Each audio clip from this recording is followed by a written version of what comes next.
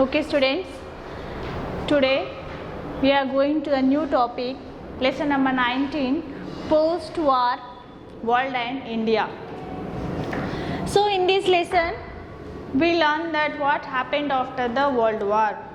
You already studied in lesson number 12, consequence of the world war, what happened after the two world wars. But how the situation, economic and political situation even in India after the world war.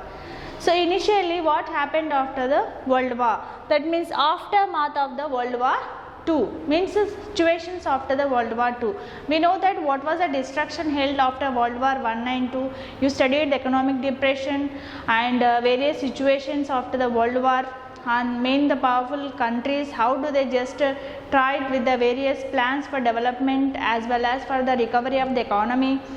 So here see, we know that lot of last, mainly in the after the world war II, we have the war between the allied powers, central powers. So we know that even how the world war ended, world war II was ended in the year of 1945, means the first 1914 to, see this is a timeline, and remembering of these dates is very important, years very important in the history. 1914 to 1918, we know that first world war, that means 1919 Treaty of Versailles was held. Again 1939 to 1945 second world war held, and end of the second world war we also studied about the formation of UNO and its principles. But in this lesson, so totally we learn so detail about the UNO. So here after the world war, laws for the most European countries, laws were held to most of the European countries was lost. Even India also lost, but indirectly we helped to the Europe. Which European country we helped? We helped to Britain, because on the commitment of we helped to the Britain in Second World War. I explained in the previous lessons, if we help to the war along with the Britain against the central powers, they committed with us, they will give freedom to us. In the same commitment we helped indirect to Britain. So here the loss for most European countries, even India also lost nearly 70,000 of the army in the World War II. So most of the powerful countries, mainly see Yugoslavia, Poland, USSR lost 20% of population. 20% of population was lost in the Second World War.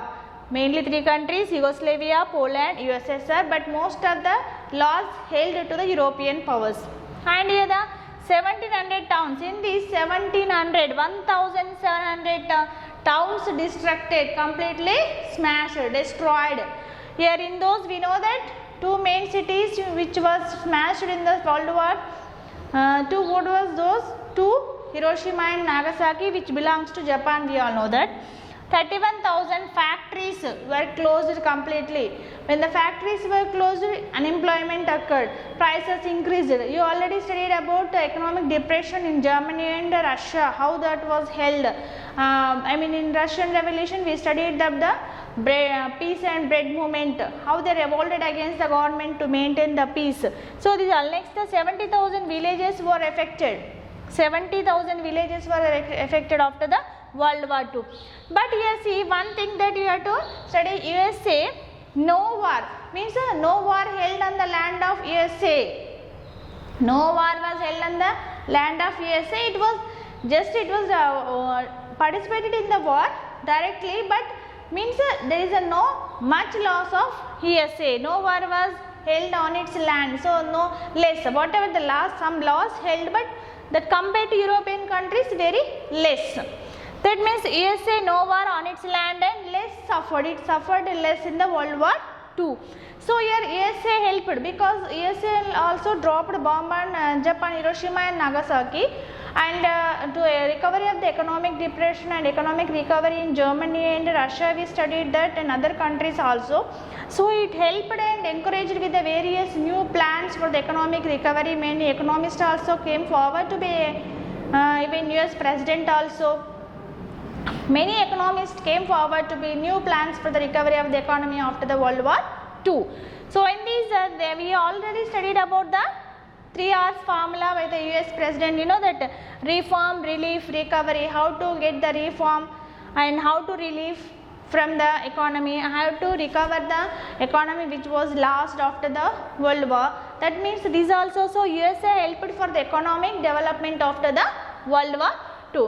So at end of the World War II, we also studied the formation of the UNO. So here at the same time in 1945, US President Harry Truman, what does he said about USA? We have emerged this war the most powerful nation in the world. Means USA is suffered a less in the World War.